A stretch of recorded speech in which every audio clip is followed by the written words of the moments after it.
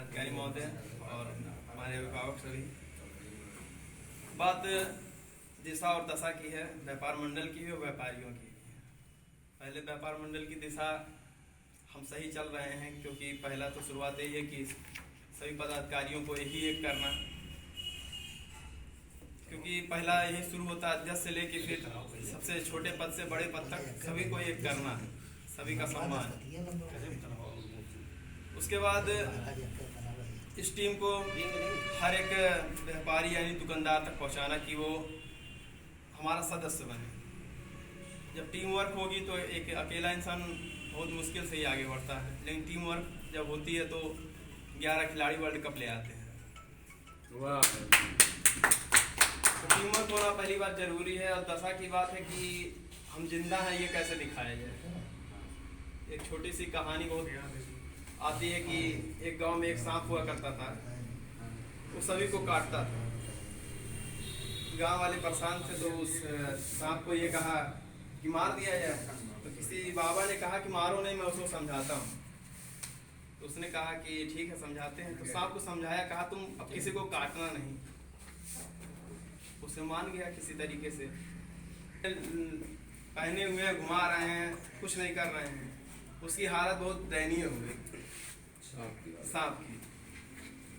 फिर उस बाबा पहुंचा, देखा सांप की दयनीय हालत है, तो उसने सांप से कहा, सांप ने बाबा से कहा कि आपने कहा था काटना नहीं किसी को। तो बाबा ने कहा कि मैं ये कहा था कि काटना नहीं, लेकिन फुफकारना नहीं, ये कभी नहीं कहा था।